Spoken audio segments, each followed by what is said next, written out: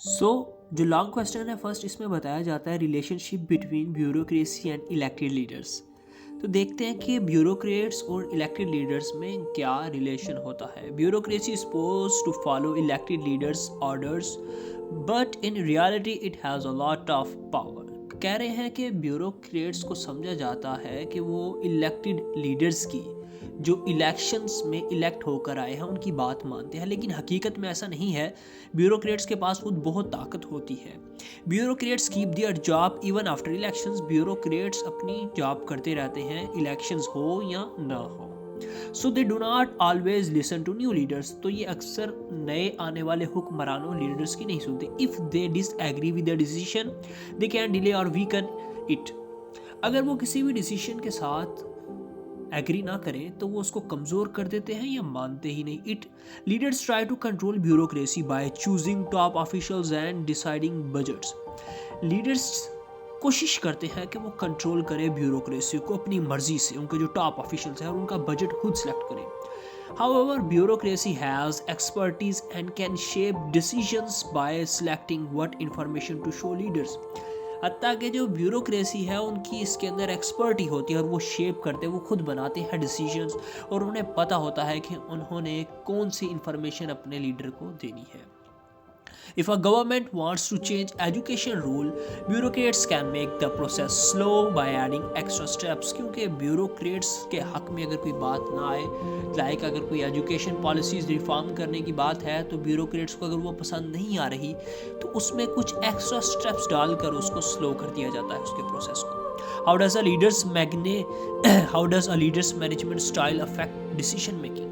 किस तरह से एक लीडर का मैनेजमेंट स्टाइल अफेक्ट करता है डिसीजन मेकिंग को। Different leaders have different ways of decision making. Some only trust a small groups of advisers. कुछ ऐसे लीडर्स हैं जो सिर्फ और सिर्फ, जैसे कि जॉन एफ कैनेडी जिसके बारे में हमने लास्ट टाइम पढ़ा था ऊपर एग्जाम्पल में, उसने अपने जब क्यूबन मिसाइल क्राइसिस की बात होनी थी तो उसने बोर्ड ऑफ एडवाइजर्स के साथ बात की। इसी तरह हर किसी का कुछ बात होती है कि वो सबके साथ खुलकर बात नहीं करते, कुछ ख़ास लोगों से मशवरा लेते हैं और उनका वो स्टाइल ही डिपेंड करता है कि वो किस तरह से रिएक्ट करेंगे। सबसे पहले हम देखते हैं formal, clear rules and hierarchical structure के ज़रिए से वो काम करते हैं।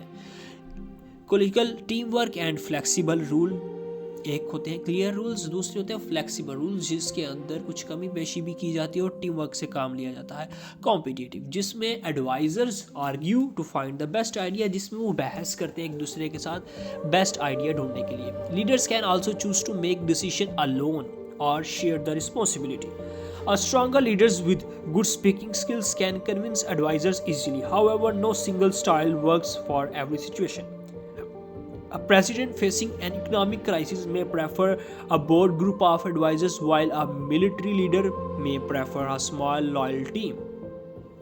यहाँ पर वो कह रहे हैं कि ऐसा भी मुमकिन है कि लीडर्स के अंदर अगर बोलने की गुड स्पीकिंग स्किल्स हैं तो वो किसी को भी कायल कर सकता है, लेकिन हर दफ़ा कोई एक चीज़ काम नहीं आती। और अगर इकोनॉमिक क्राइसिस के ऊपर आप बात करते हो तो इसमें आपने देखना है कि आपने किससे बात करनी है, मिलिट्री से, ग्रुप ऑफ बोर्ड एडवाइजर्स से या किसी लॉयल टीम से। What are standard operating procedures SOPs and how do they affect foreign policy? SOPs are fixed rules that bureaucracy follows to handle different situation। कह रहे हैं SOPs वो fixed rules हैं, ये fixed होते हैं जिनको ब्यूरोक्रेसी फॉलो करती है डिफरेंट सिचुएशंस को हैंडल करने के लिए। They help speed up decisions but can also make organisation rigid and slow to change. ये इस चीज़ के लिए बनाए जाते हैं कि अगर कोई इवेंट हुआ है तो हम फ़ौरन उसके ऊपर अपना कोई जवाब दे सकें, लेकिन ऐसा भी होता है कि ये कुछ मामलात को स्लो कर देते हैं या पाबंद होते हैं काफ़ी सारी चीज़ों के। If an old SOP does not fit a new situation, it can lead to mistakes। Let's suppose कि कोई वाक़या पेश आया है, कहीं पर ब्लास्ट हुआ है और उस रिलेटेड कोई SOPs ही नहीं थे और अगर उसके ऊपर एसओपीज देने हो तो ये बहुत मुश्किल हो जाती है, क्योंकि ऑलरेडी तो कोई एसओपीज उस सिचुएशन के मुताबिक था ही नहीं। जैसे कि 9/11 का अटैक हुआ था, उस वक्त यूएसए की उस सिचुएशन से कभी गुजरा नहीं, तो इसलिए उनके पास वैसे एसओपीज नहीं थे और बाद में उनको वो बनाने पड़े। The US military use tactics from the Korean war in Vietnam but they did not work well. उन्होंने इधर एग्जाम्पल है कि यूएस ने कोरिया के साथ जब टैक्टिक्स में जीतने की कोशिश करी कोरियन वार में, लेकिन वियतनाम में वो काम नहीं आए। क्यों? सिचुएशन बिल्कुल अलग थी। दूसरी एग्जाम्पल है during the Cuban missile crisis president Kennedy avoided war by making the navy act more flexible instead of following strict SOPs. बजाय कैनेडी ने एसओपीज को फॉलो करने के उसने खुद से डिसीजन लिया, और ये उसका खुद का डिसीजन था जो कि अमेरिका को न्यूक्लियर वार की तरफ नहीं लेकर गया। याद होगा क्यूबन मिसाइल क्राइसिस आप सबको, ये वही क्राइसिस है जिसके बारे में इन्होंने एक डिसीजन किया था जॉन एफ कैनेडी ने, और एसओपीज को फॉलो नहीं किया था। SOPs can also cause Wars. In World War I, military plans worked like a machine, and once they started, no one could stop them. But SOPs can also help prevent conflicts by making government actions predictable. Leaders who understand SOPs can change them or create new ones, like the US did after 9/11 by forming the Departments of Homeland Security. देखिए बात यह है कि SOPs अक्सर वजह बनते हैं किसी भी जंग होने की, अक्सर नहीं वजह बन चुके हैं। वर्ल्ड वॉर 1 में हुआ क्या था कि जब एक कंट्री ने दूसरे पर अटैक किया तो अब सभी कंट्रीज का यही एसओपीज था कि उन्होंने अपने अलाइज को आंखें बंद करके फॉलो करना है। अगर उस पर अटैक हुआ तो हम भी अटैक करेंगे। अब ये करते करते करते करते एक पूरी दुनिया इस जंग के अंदर कूद पड़ी। लेकिन कह रहे हैं दूसरी तरफ एसओपीज आपकी हेल्प भी करते हैं जंग को रोकने के लिए, अगर आप कुछ समझदारी से काम लो। जैसे कि अमेरिका ने इसका फ़ायदा उठाया था जब 9/11 का अटैक हुआ, उसके बाद उन्होंने होमलैंड सिक्योरिटी बना दी, जिसकी वजह से उन्हें इस चीज़ का अंदाज़ा होता रहा कि उनके कंट्री में कोई भी इलीगल एक्टिविटी ना हो। How does bureaucracy influence foreign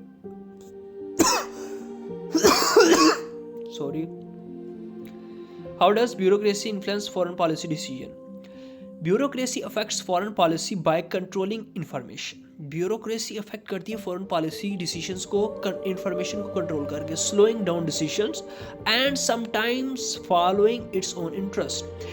If different agencies are independent from the government, they may act in ways that make it harder for leaders to achieve their foreign policy goals.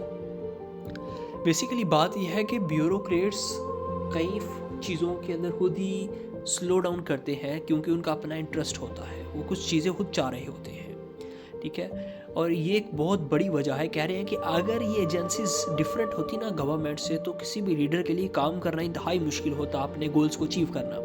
Bureaucrats also control how information reaches leader. वो ये भी देखते हैं कि leaders तक information कैसे पहुंचती है, इसको भी कंट्रोल करते हैं। They can highlight certain facts and ignore others. कुछ चीज़ों को वो हाईलाइट करते हैं, बाकी सब चीज़ों को वो इग्नोर कर देते हैं। Shaping decisions without directly opposing the leader. वो खुद ही चीज़ों को डिज़ाइन करते हैं बगैर लीडर की मर्जी से। The influence can be useful but it can also create problem if leaders do not get the full picture. ये चीज़ कहते हैं कि फ़ायदेमंद तो होती है लेकिन नुकसानदा भी होती है। अगर लीडर इस चीज़ से, अगर लीडर को मुकम्मल पिक्चर ही पता ना हो, असल बात ही ना पता हो, तो वो क्या ही बात करेगा। During the Clinton administration bureaucrats opposed NATO expansion. Clinton की जब एडमिनिस्ट्रेशन थी, ब्यूरोक्रेट्स ने इस चीज़ की खिलाफवर्जी की थी कि नेटो की एक्सपेंशन नहीं होनी चाहिए, but the government still proceed for it. लेकिन गवर्नमेंट ने ये कर दिखाया। Intelligence agencies sometimes provide report that may not match the governments political goals, creating tension between leaders and agencies. कह रहे हैं बाज़-औक़ात होता भी ये है कि इंटेलिजेंस एजेंसी ऐसी रिपोर्ट्स प्रोवाइड करती हैं जो गवर्नमेंट की पॉलिटिकल गोल से मैच नहीं खाती, और इसका फिर मसला बनता है कि दोनों में तनाव बन जाता है। What is the organizational model in decision making and how does it explain events like the Cuban Missile Crisis?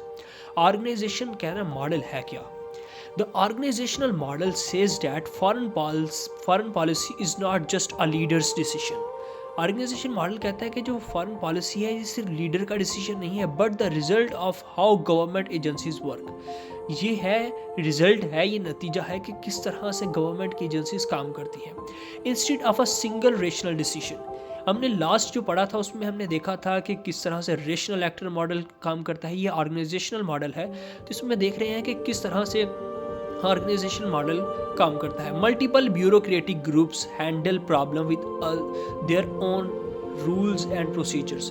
बहुत सारे ग्रुप्स होते हैं, ठीक है, ये ब्यूरोक्रेटिक के बारे में हम जो बात कर रहे हैं। Multiple bureaucratic groups handle problem with their own rules and procedures, ठीक है, बहुत सारे ग्रुप्स होते हैं ब्यूरोक्रेट्स के जो इस सबको हैंडल करते हैं। This model help explain events like the Cuban Missile Crisis in 1962 instead of making one big decision.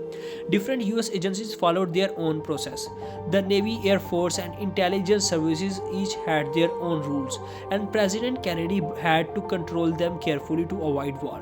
He made sure the Navy's blockade was flexible and the Air Force not to retaliate immediately when a plane was shot down. The model also explains why mistakes happen in crisis. Agencies follow standard procedures even when they do not fit the situation. This can lead to slow response, bad coordination, or even unnecessary conflicts. The failure to prevent 9/11 attacks happened partly because intelligence agencies followed old Cold War procedures which were not designed for modern terrorism threats. इसमें ये भी बात को highlight किया गया है कि SOPs जो थे पहले वो ओल्ड थे, 9/11 के बाद उसको मॉडर्न किया गया, एजेंसीज़ को दोबारा हाईलाइट किया गया। तो आप इसको खुद एक दफ़ा रीड करिएगा, उम्मीद है कि आपके जो कॉन्सेप्ट्स हैं वो क्लियर हो गए होंगे। Thank you.